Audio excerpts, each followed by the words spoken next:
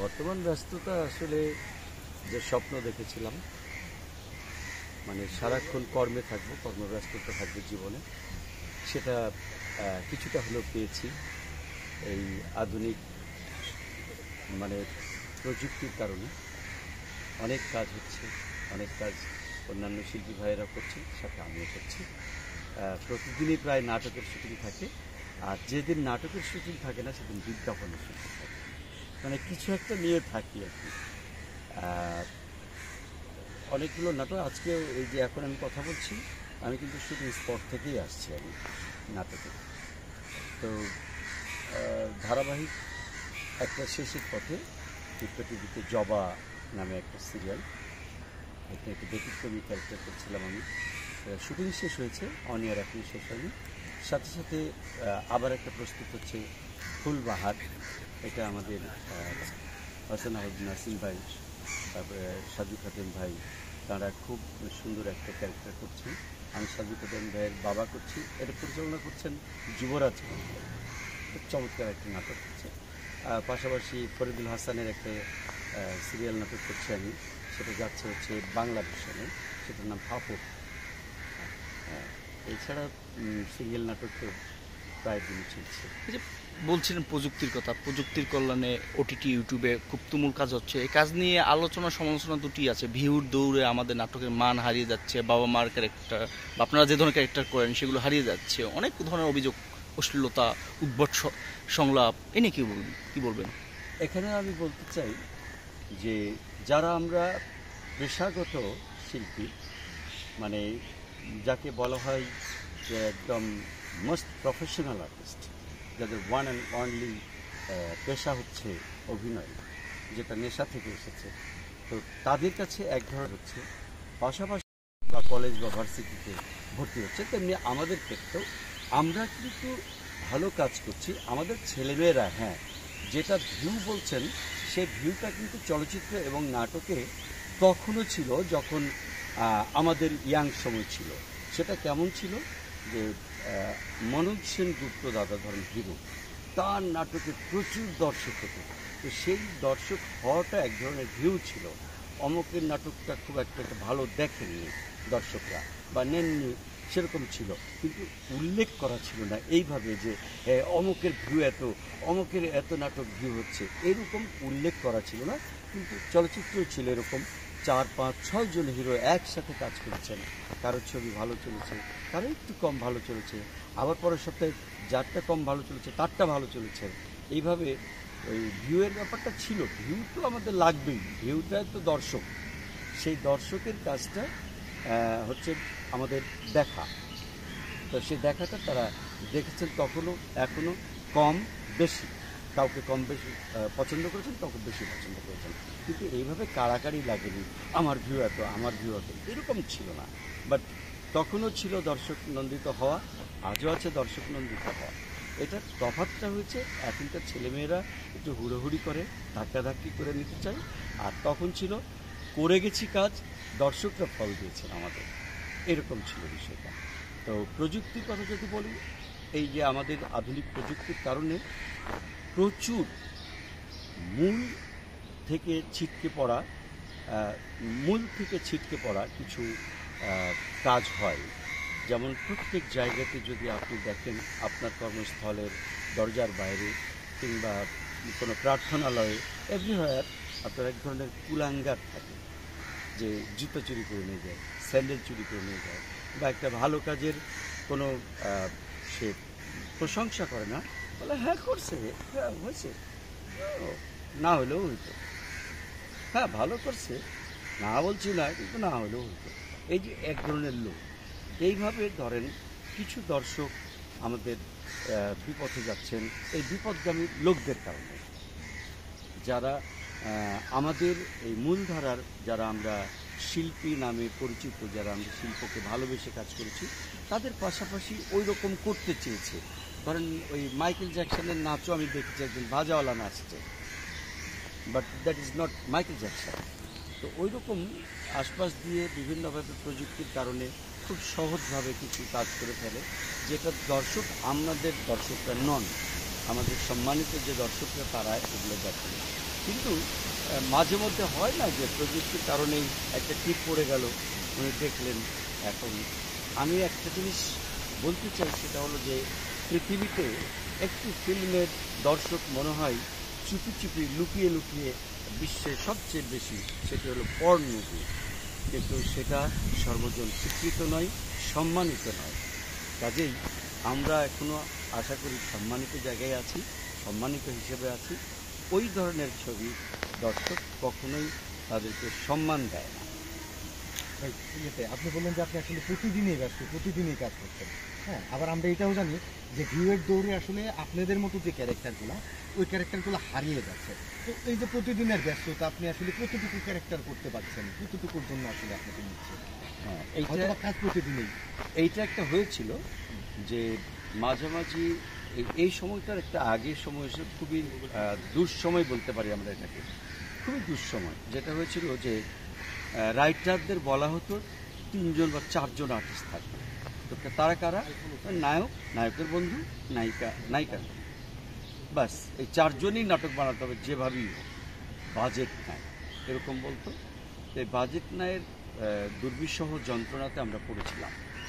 পড়ার পরে যেটা হয়েছিল যে বাবা মা চরিত্র যারা করতেন, যারা বড় ভাই চরিত্র করতেন, যারা মামা চরিত্র করতেন, বা নারী চরিত্রে মা, খালা, এই জাতীয় চরিত্রগুলো একেবারেই মুছে গেছিল নাটক থেকে। সেটা এই বেশ কিছুদিন থেকে আবার এসেছে। ফ্যামিলিগতভাবে একটা নাটকের স্ক্রিপ্ট লেখা হচ্ছে, মামা থাকছে, বাবা থাকছে, মা থাকছে। হয়তো কোনো নাটকে ওই যে এরকম কিছু জায়গাতে হয়তো বাবা মার দৃশ্য 2টা 4টা থাকে, আবার কোনোটাতে ধরেন 15টা 17টা সিনের মধ্যে 12টাতেই বাবা মা আছে, এরকমও হচ্ছে। তবে আমাদের বলবো যে খুব সুদিন আসছে যে গল্পগুলো এখন আবার পারিবারিক গল্প হচ্ছে। আরেকটা বিষয় যে শুটিং ইউনিটের অনেক সময় যে সিনিয়র শিল্পীদের রাত 12টা 1টা পর্যন্ত বসিয়ে রাখা হয়, তার একটা দুটো সিন তারা তাড়াতাড়ি বা সকালে প্রথম শিফটে ছেড়ে দিতে পারে, কিন্তু নায়ক নায়িকাদের নিয়েই ব্যস্ত থাকে, আপনাদের ওভাবে মূল্যায়ন হয় না, এই ধরনের অনেক ধরনের অভিযোগ শুনি। মূল্যায়নের ব্যাপারটা ঠিক আমি বলবো না। এমনি ব্যক্তিগত শিল্পী হিসেবে ধরেন কাজ করে, কিন্তু যারা হিরো বা হিরোইন অ্যাকচুয়ালি টাকাটা ইনভেস্ট হয় তাদের উপরে, তাদেরকে কেন্দ্র করে একটা পরিবারের সদস্যরা থাকে। কাজেই ওদের কাজ করতে করতে যদি 2-1টা সিন বাবা মার ছুটেও যায়, সেটাকে ম্যানেজ করে ফেলা যায়। বা সাইড ক্যারেক্টার আর্টিস্ট যারা আছেন তাদের কোনো একটা সিন যদি বাদ পড়ে যায় শুটিং করতে করতে, তাহলে খুব একটা গল্পের হ্যাম্পার হয় না। কিন্তু যাদের মুখের দিকে তাকিয়ে টাকাটা ইনভেস্ট হচ্ছে, শুরু থেকে আগে থেকেও হয়ে এসছে চলচ্চিত্র বা নাটকে হিরো এবং হিরোইনকেই মুখ্য ধরা হয়, তো সেই জায়গাতে তাদের উপর যেহেতু ইনভেস্ট হচ্ছে, কাজে তাদের সিনগুলোকে একটু আগেভাগে করার চেষ্টা করা হয়, যত্ন নিয়ে করার চেষ্টা করা হয়। তো সেক্ষেত্রে হয় কি অনেক সময় হিরো হিরোইন আরেকটা নাটকে যাবে কালকে, তাদের খুব ব্যস্ততা থাকে, বাড়ি থাকে, তখন হয়তো আমাদের বলে যে আপনাদেরকে একটু পরে করতে। তো হ্যাঁ, আমি যেটা বলতে যাচ্ছি যে রাত করে কাজ করাটা কখনোই ভালো হতে পারে না। যেমন আমার শ্রদ্ধেয় বড় ভাই, আমাদের সবার প্রিয় শিল্পী ফরিদি ভাই, হুমায়ুন ফরিদি ভাই বলেছিলেন যে চোখে ঘুম, পেটে ক্ষুধা অথবা পায়খানা প্রস্রাবের চাপ নিয়ে কখনো অভিনয় হয়। তো আমাদের ক্ষুধা থাকে না বা পায়খানা প্রস্রাবের চাপ থাকে না, না থাকলেও ঘুমটা চলে আসে চোখে। তখন আমরা যারা এমনি বয়োজ্যেষ্ঠ, যাদের বাবা মা চরিত্র করতে হয়, তাদের ওই পরের অভিনয়টুকু ভালো হয়। ভাই, আপনি তো আসলে মূলত চলচ্চিত্রের মানুষ, হ্যাঁ, চলচ্চিত্র দিই। তো রাশেদা ভাবি বা এরকম যারা সিনিয়র শিল্পী আছে, যারা চলচ্চিত্র থেকে নাটকে গেছে, এরা বলে যে নাটকে গেলে অসম্মানিত হইতে হয়, মানে ছোট ছোট আর্টিস্টের সামনে বসে সিগারেট কাছে মেকআপ রুমে যাতা করছে, ওই ইয়েটা নাই। মানে হচ্ছে কি, ফিল্মে আমরা যে সম্মানটা থাকে, বাইরের মানুষ মনে করে সিনেমাটা বোধ উড়াধুরা, নোংরা, এদিকের পরিবেশগুলো তো ভালো না, কিন্তু আমরা যারা আসলে ফিল্মের লোক, আমরা জানি আসলে কতটুকু কেমন। হ্যাঁ, তো ওই তুলনায় আমি যতটুকু শুনি যে আসলে সিনিয়ররা অভিযোগ করে যে আসলে ওই মেকআপ রুমের পরিবেশটা বা অন্যান্য সিনিয়রদেরকে সম্মান করে এরকম একটা বিষয়। আমি যেহেতু পেশায় আছি, আমি ঠিক ওইভাবে বলতে পারবো না, তবে সিনিয়র এবং জুনিয়ররা যখন এক রুমে থাকে, এক জায়গায় থাকে, তাদের মানসিকতা, তাদের বয়স, তাদের চাওয়া, তাদের হাসি, তাদের উচ্ছ্বাস আর আমাদের বয়সের মানুষের হাসি, চাওয়া, উচ্ছ্বাস এক হবে না। এক না হওয়ার কারণে যেটা হবে যে হয়তো ওই সময়টাতে আমিও উচ্ছ্বসিত ছিলাম এরকম, বা এরকম লাফালাফি করেছি, বা যারা সিগারেট বিড়ি বা অন্যান্য অভ্যাসে ছিল তারা হয়তো সেটা করেছে। মানে এইটা ঠিক আমি ওইভাবে দোষের বলবো না, বয়সের তারতম্যের কারণে যেটা হয়েছে। উচিত আমাদের এখানে ঠিক ওরকম অ্যাকোমোডেশন নাই, উচিত আমাদের সিনিয়রদেরকে একটা মেকআপ রুম দেওয়া এবং জুনিয়রদের জন্য তাদের পরিবেশের একটা মেকআপ রুম দেওয়া। এটা হলে ভালো হতো।